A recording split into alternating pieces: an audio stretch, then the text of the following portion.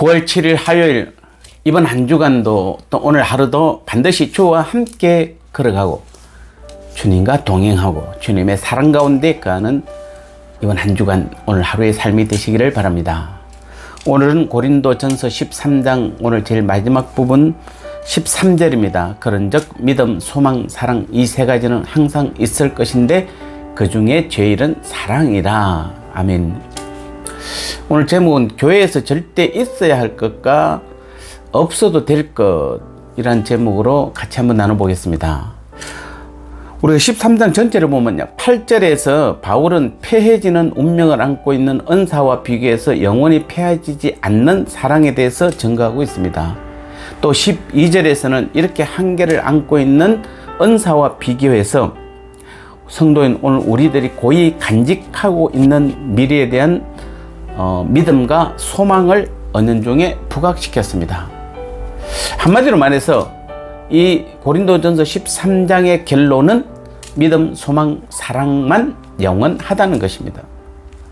왜 우리가 교회에서 믿음, 소망, 사랑을 또 성경도 마찬가지고 굉장히 중요하게 여기냐면 그 세 가지는 영원하기 때문에 그렇습니다. 반면에 은사는 가변적입니다. 즉 변할 수 있습니다. 오늘날 우리 한번 교회를 한번 보십시오. 은사가 예전과 같습니까? 확실히 예전만 못합니다. 물론 직분과 관련이 있고 재능과 관련이 있는 은사들은 지금도 여전히 교회 안에서 소중한 형태로 남아 있습니다. 하지만 병고침이라든지 예언이라든지 귀신 쫓아내고 방언이라든지 능력이라든지 통력이라든지 이런 것들은 현저히 완전히 없어진 것은 아닙니다만 거의 사라졌습니다. 우리는 이것을 인정하지 않을 수 없는 것입니다. 물론 그렇다고 해서 이런 것들이 영원히 사라지느냐? 그것은 아닙니다. 이것은 마치 베데스다 연못과 같습니다. 무슨 말입니까? 간헐적이요 가변적입니다. 즉 성령께서 역사하시면은 언제든지 다시 나타날 수 있는 것입니다. 그럴 만큼 이것들이 사라졌다고 해서 교회에 그렇게 충격적이지는 않다는 것입니다.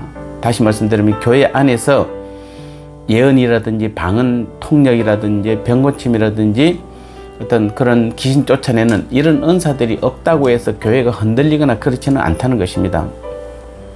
그래서 우리는 오늘날 우리가 교회를 보면은 이런 것들이 없어서 교회가 교회로서의 기능을 제대로 하지 못하든지 또 교회의 위기가 온다든지 그렇지는 않습니다. 약간의 가장의 말을 섞으면 끄떡 없습니다. 자, 이것은 무엇을 말해주는 겁니까? 은사가 교회를 지탱해 주는 것이 아님을 분명하게 말씀하고 있습니다. 물론 여러분 오해하시면 안 됩니다. 지금도 하나님께서는 은사자들을 사용하시고 또 특별 사역을 통해서 은사자들을 통해서 특별한 은사들을 나타내는 것도 있습니다. 그것도 우리는 인정해야 되는 것입니다. 다만 교회 안에서는 은사 없이도 믿음, 소망, 사랑 이 세 가지만 있으면 얼마든지 교회는 지탱할 수 있다는 것입니다. 그래서 우리가 반대로 믿음, 소망, 사랑이 교회에서 사라졌다고 한번 가정해 보십시오. 교회가 교회 됩니까? 성도가 성도 됩니까?